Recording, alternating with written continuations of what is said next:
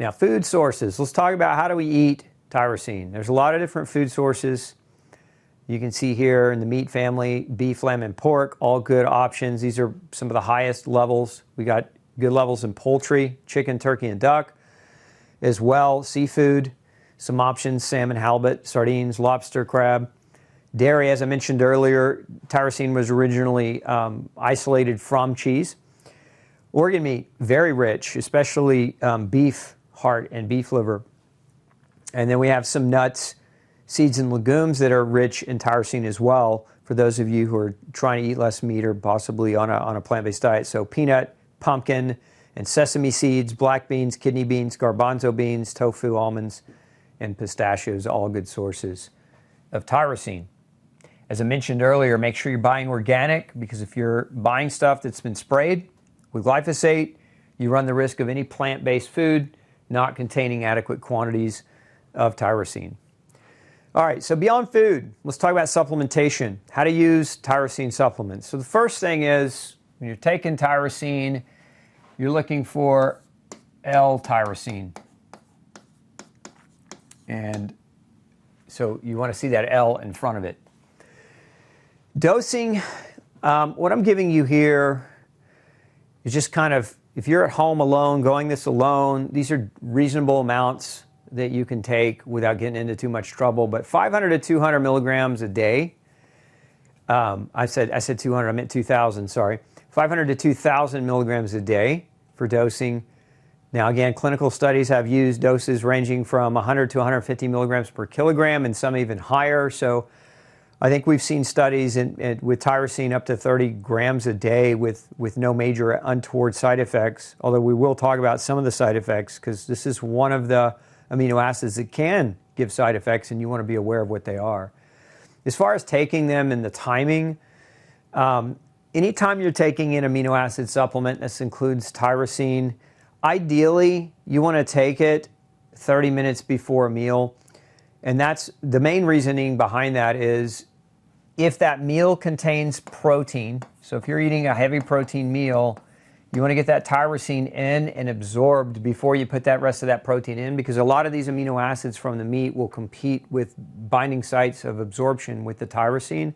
So in an ideal world, you want to take it 30 minutes away from before the meal. Now, if the meal is just going to be like a light snack, like a banana, or some piece of fruit or something like that, you can take it with it. It's perfectly fine. Again, the reasoning behind this recommendation is that if you're eating high protein at your meal, you might minimize some of the tyrosine absorption. You also want to take it before 4 p.m. And one of the reasons why is tyrosine, because it stimulates dopamine and epinephrine and norepinephrine, for some people, it gives them kind of a jittery alertness. And so you don't want to take that. You don't want to take that at night, because it can keep you up. It can keep you from falling asleep effectively. Okay, word of caution down here: do not take tyrosine if you're on prescription MAO inhibitors, MAO, monoamine oxidase inhibitors. These are usually medications that treat depression. So if you're on a MAO inhibitor, this isn't the supplement for you unless you're getting off that MAO inhibitor and you're looking for some natural options instead, but that's something you'd want to talk to your doctor about. The other thing, if you have Graves' disease, which is hyperthyroid. Now we know that tyrosine can be beneficial for people with low thyroid if they're low tyrosine, but people with hyperthyroid, which is the opposite problem, you want to be very cautious with taking high doses of tyrosine, and I don't really recommend doing that unless you're under medical supervision. So if you've got a good doctor that understands nutrition and you want to consider tyrosine, don't do it without medical supervision. I would recommend you get your lab tests done and really kind of monitor it. So again, those are ways to take it. Now, let's talk about some of the side effects of tyrosine supplementation. One can be nausea or stomach pain. Not uncommon to see that at super higher doses. Now, not so much, these side effects are going to be more in the range of like 5 grams plus per day. at least in my experience. I'm giving you my experience. That's not to say these symptoms couldn't happen at lower doses. They certainly could. Some people are more sensitive than others, but just be aware and be alert if you're taking it. But nausea, diarrhea, headaches, because tyrosine can break down into a sub acid that tryptamine that can trigger headaches. We see some people have the opposite effect where they get fatigued taking it. And then, as I mentioned earlier, jitteriness, anxiety, or mood swings are also a potential possibility. And then increased heart rate or palpitations. Again, what are we making with tyrosine? What are we potentially increasing with tyrosine? Stress, hormones, adrenaline. If you've ever had an adrenaline shot, in a hospital type situation, you experienced increased heart rate and probably a little bit of anxiety waking up with all that adrenaline in you. They sometimes inject people to save their lives with adrenaline because it just wakes everything up and alerts everything, including the heart. So tyrosine is a precursor to that. So again, if you're super sensitive, you might develop those heart rate increases or palpitations. So just be aware, so that if you do have these things, if you add tyrosine to your repertoire of supplementation, just be on the lookout. It's not super common. It's not something we see a lot of people experience, but it is something that can happen, so be aware. Lab testing. There's a couple ways you can look at tyrosine. One is in the plasma, so plasma amino acid testing. The range for tyrosine is generally 30 to 120 micromoles per liter. Generally speaking, if it's over 200, that's what's considered high. This is if you push your level up that high, that's when you're going to run into some of those symptoms that I mentioned. Now, the thing about, let me back up on the supplementation. The thing about tyrosine is that generally, when you take a big dose like that, it lasts for about 8 hours, and then your levels return to baseline. So, if you do have side effects, if you do a heavy dose of this stuff, about 8 hours, this stuff's going to clear out of you, and you should return back to feeling okay. So again, plasma, 30 to 120 micromoles per liter. Intracellular testing, this is my favorite way to go about it, is intracellular, because plasma is affected from the day-to-day, right? Just like any other serum blood test, your last meal can affect it. If you ate a plate of liver last night and you go to your doctor, you might have, a much higher level based on that focused bolus of food consumption.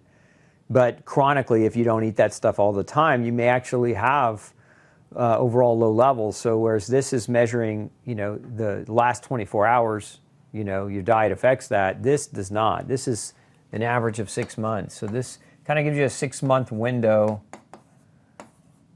of your nutritional status. So in my opinion, it's just a more accurate way to look at it and to assess whether or not you want to look at supplementation. Now, on top of that, I'm going to show you this diagram again. What we were talking about earlier is, you're taking tyrosine. Generally, why are we taking it? If we're taking it as a supplement, we're after the benefits. We're after the effects, right? And what are the effects? The effects are not tyrosine directly. The effects are what tyrosine does. So what are the downstream effects of tyrosine? Well, one is dopamine. So we're after that impact and effect, that dopamine improvement, especially if we're low dopamine. So we're after that improvement in dopamine. In order to get from tyrosine to dopamine, you also need B3, iron, folate, vitamin D, omega-3, and vitamin B6. And so I'm very biased here because I run so much nutritional testing in my patient base, but vitamin D and omega-3 are two of the top 5 deficiencies I see in people.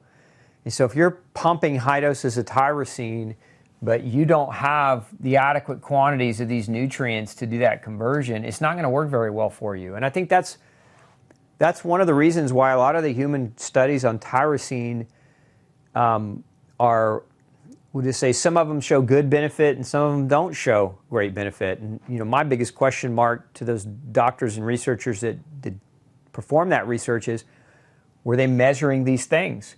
Were they looking at tyrosine's cofactors as it is involved in the production of these other chemicals? Because if they weren't, it makes sense that if a person's deficient in some of these things, that tyrosine's not going to have the benefit or the effect that they're after. So going back to testing, if we're testing tyrosine to determine whether or not we should take it, we should also really be testing these other nutrients that help tyrosine get to dopamine and get to norepinephrine and get to epinephrine, because it's these three here that are giving us the impact and the effect that we're after by using the supplement. So again, B6, iron, vitamin C, and copper over here, SAMe and magnesium. So important, in my opinion, to measure these other things. If you're not, you might try tyrosine and it might not work as well as you want to because you have deficiencies of other things. Now there's also, as we said before, tyrosine also is important for your thyroid, particularly your T4 and your T3 hormone production. And so just is more anecdote from what I've seen clinically. There's not a lot of research on this, but I've seen this quite a bit in practice. When you're giving tyrosine and somebody's on thyroid medication, so if that person's on a medication, it's very important that they know that if tyrosine's benefiting the production of their thyroid hormone, in other words, if they have a tyrosine deficiency or phenylalanine deficiency and we're getting more T4 and more T3 production as a result of supplementing, then the medication can become too strong. And this is one of the reasons why I think some people have, when they're taking tyrosine as a supplement, why they have the heart palpitations, why they have the jitteriness, because this effect is happening as well. And if they're on medication becomes too strong. Sometimes they get cold feet and they want to stop the tyrosine, and that's not to say they shouldn't, but if we can enhance the body's natural ability to make its own hormone without needing the medicine, isn't that an ideal outcome or an ideal situation when we can use a food-based nutrient to enhance body function? So keep that in mind. I had a patient one time, this was years ago, she started, in her case it was iodine, not tyrosine, but she started iodine. And remember what we said earlier, thyroid hormone, the T is tyrosine, and then the 4 is iodine. And so either one of these nutrients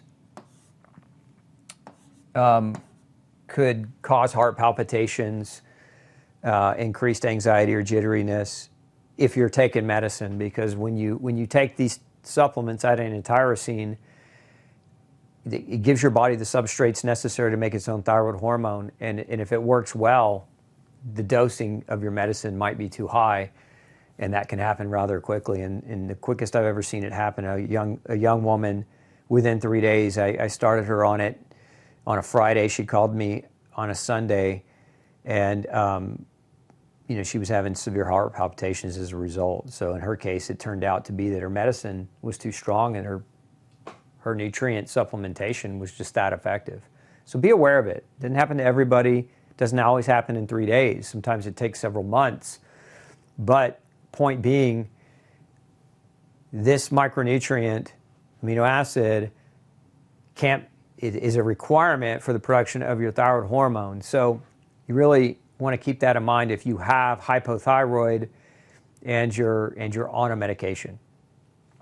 Okay, so and then likewise too, as I was saying about lab testing, same thing goes here for lab testing.